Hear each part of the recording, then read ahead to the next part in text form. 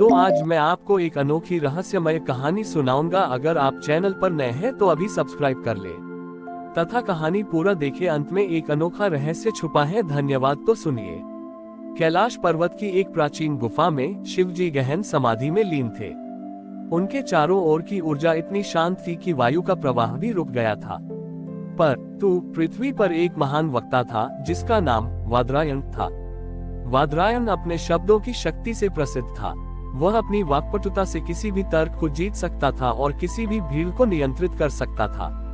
वादरायण का मानना था कि शब्द ही शक्ति है और मौन केवल कमजोरी और अज्ञानता का प्रतीक है।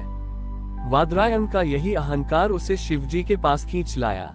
वह शिवजी की स्तुति करना चाहता था, पर वह स्तुति प्रशंसा से भरी होने के बजाय एक चुनौती थी। वादरायण ने कैलाश की चोटी पर पहुंचकर अपनी सबसे तेज और प्रभावशाली वाणी में शिवजी का आवाहन शुरू किया। उसने घंटों तक मंत्रों, तर्कों और अपनी महिमा का वर्णन किया, पर शिवजी की समाधि भंग नहीं हुई। अंत में वादरायण थक गया और क्रोधित हो उठा। हे महादेव, उसने ऊंची आवाज में कहा, मैं संसार का सबसे महान वक्ता हूँ। मैं आपसे संवाद करने आया हूँ, आपकी महिमा का वर्णन करने आया हूँ। क्या आपकी शक्ति इतनी क्षीण हो गई है कि आप एक वक्ता की पुकार भी नहीं सुन सकते? आपका यह निरंतर मौन किस काम का है? शिवजी ने धीरे से अपनी आंखें खोली। उनकी दृष्टि में न क्रोध था, न आश्चर्य, केवल अनंत शांति थी। शिवजी ने एक शब्द भी नहीं कहा। उन्होंने अपनी उंगली उठाए और वादरायण के होठों पर स्पर्श किया। जैसे ही शिवजी की उंगली वादरायण के होठों से टकराए, वादरायण की सारी वाणी शक्ति तुरंत वापस खींच ली गई। वह बोल नहीं पाया। उसका मस्तिष्क शब्दों से भरा था, पर उसके कंठ से एक भी ध्वनि नहीं निकल रही थी। वादरायण भयभीत हो गया। वह अब अपनी सबसे बड़ी शक्ति, बोलने की क्षमता से वंचित था। वह अपनी बात व्यक्त करने में असमर्थ था। शिवजी ने तब भी कोई शब्द नहीं कहा। उन्होंने बस अपनी ध्यान मुद्रा फिर से धारण कर ली और शांत हो गए। वादरायण को अब मौन के भीतर धकेला गया था। वह शुरू में छटपटाया, फिर धीरे धीरे उसने अपने चारों ओर के मौन को सुनना शुरू किया। तारांकन उसने पहली बार बर्फ के गिरने की धीमी आवाज सुनी। तारांकन उसने अपने हृदय की धड़कन सुनी, जो पहले उसके शब्दों के शोर में दब जाती थी। तारांकन उसने कैलाश की शांति सुनी, जो एक शब्द के न होने पर भी ब्रह्मांड की हर कहानी कह रही थी। वादरायण ने समझा कि जब वह बोलता था तो वह केवल अतीत और अहंकार को दोहराता था। उसके शब्द उसे भीतर के सत्य से दूर रखते थे। मौन में आकर उसने पहली बार अपने अंतर्मन की आवाज सुनी, जो अत्यंत कोमल, शुद्ध और बिना किसी तर्क के थी। जब वादरायण कई दिनों तक मौन में रहा तो उसका अहंकार नष्ट हो गया। उसे एहसास हुआ कि सबसे बड़ी शक्ति शब्दों को जानने में नहीं, बल्कि शब्दों को त्यागने में है। तब शिवजी ने अपनी आंखें खोली और पहली बार बोले। उनकी वाणी अत्यंत शांत और मधुर थी। वादरायण, तुम शब्द के पुजारी थे, पर शब्द केवल एक उपकरण है। जब उपकरण शोर मचाने लगता है तो वह अपने उद्देश्य को भूल जाता है। मेरा मौन तुम्हें ये सिखाने के लिए था कि सच्ची शक्ति और ज्ञान संवाद से नहीं, बल्कि अनुभूति से प्राप्त होता है। ये संसार शोर से भरा है। मैंने अपनी वाणी वापस इसलिए ले ली थी ताकि तुम अपनी चेतना के मौन में मेरी अनंत शांति को सुन सको। जो मौन में जीना सीखता है, वो उस सत्य को जान जाता है जिसे कोई शब्द कभी व्यक्त नहीं कर सकता। शिवजी ने वादरायण को उसकी वाणी वापस कर दी। वादरायण ने शिवजी के चरणों में सिर झुकाया। जब वह पहली बार बोला तो उसने कोई उपदेश नहीं दिया, कोई तर्क नहीं किया। उसने केवल धन्यवाद कहा। वादरायण वापस संसार में गया, पर अब वह पहले जैसा वक्ता नहीं रहा। वह अब कम बोलता था, पर जब बोलता था तो उसके शब्द इतने गहरे और प्रभावी होते थे कि लोग उसके मौन की शक्ति को महसूस करते थे।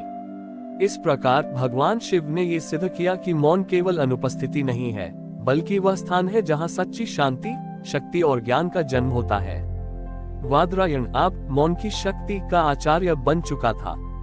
वह अभी भी बोल सकता था, पर अब उसने अपने शब्दों को अत्यंत सावधानी से चुनना शुरू कर दिया था। उसका मौन ही उसका सबसे प्रभावशाली भाषण बन गया था।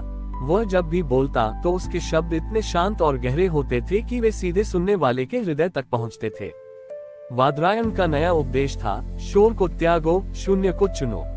उसी समय देवताओं के बीच एक बड़ी समस्या खड़ी हो गई थी। देवताओं के गायक नारद मुनि अपनी वीणा पर संगीत बजाते थे, पर पिछले कुछ समय से उनका संगीत अत्यधिक जटिल और तेज होता जा रहा था। नारद का उद्देश्य ये दिखाना था कि उनका संगीत कितना महान है, जिसके कारण उनके संगीत का मूल तत्व भक्ति और सरलता कहीं खो गया था। नारद का संगीत अब देवताओं को शांति देने के बजाय थकावट दे रहा था।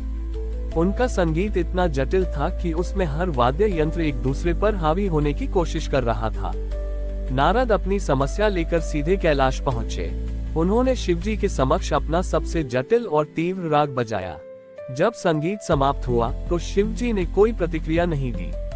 उन्होंने केवल अपनी आंखें बंद कर ली और कुछ देर तक पूर्ण मौन में रहे। नारद ने अधीर होकर पूछा, हे महादेव, क्या मेरे संगीत में कोई त्रुटि है? मैंने इसमें हर अलंकार और हर गति को पूर्णता से भरा है, फिर भी यह आपको संतुष्ट क्यों नहीं कर रहा? शिवजी ने धीरे से आंखें खोली और कहा, नारद, तुम्हारा संगीत केवल शब्दों और स्वरों का शोर है, इसमें मौन का कोई स्थान नहीं है। नारद ने आश्चर्य से पूछा, संगीत में मौन, ये कैसे संभव है? संगीत तो ध्वनि है। शिवजी ने उत्तर दिया, तुमने वादरायण से क्या सीखा? हर शब्द को अर्थ उसके विराम से मिलता है, वैसे ही हर स्वर और हर ताल को अर्थ उनके बीच के मौन से मिलता है। तुम अपने संगीत को इतना भर देते हो कि श्रोता को अनुभव करने का समय ही नहीं मिलता। संगीत में एक क्षण का मौन उस 1000 शब्दों से ज्यादा शक्तिशाली होता है, जो श्रोता को उस स्वर के अर्थ में डूबने का अवसर देता है। शिवजी ने फिर अपने ध्यान से वादरायण को कैलाश पर बुलाया। वादरायण ने नारद से कहा, मुनिवर, मैं शब्दों का पुजारी था और मैं शोर पैदा करता था।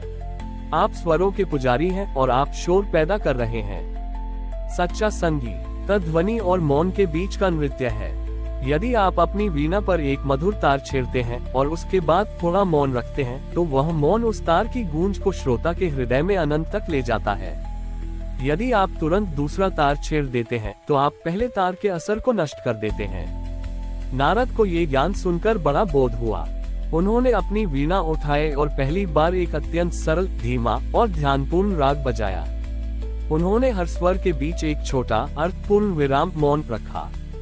जब वह संगीत समाप्त हुआ तो पूरा कैलाश एक अद्भुत शांति से भर गया। नारद का संगीत अब मन को थकाता नहीं था, बल्कि शांत करता था। नारद ने शिवजी के चरणों में वीणा रखी। महादेव, आपने मुझे सिखाया कि खाली स्थान ही पूर्णता है। अब से मेरे संगीत में मौन उतना ही महत्वपूर्ण होगा जितनी की ध्वनि। इस प्रकार शिवजी ने ये सिद्ध किया कि सच्ची कला और भक्ति शोर में नहीं, बल्कि विराम मौन में छिपी होती है, और ध्वनि तभी प्रभावी होती है जब उसे मौन का आधार मिलता है। हमारी और भी आध्यात्मिक एवं अनोखी कहानियां देखने के लिए हमारे चैनल पर जाएं तथा धार्मिक एवं पौराणिक अनोखी कहानियां हमारे चैनल पर है। कृपया जाके देखें तथा हमारे चैनल को सब्सक्राइब करके रखें और वीडियो लाइक जरूर करें। धन्यवाद।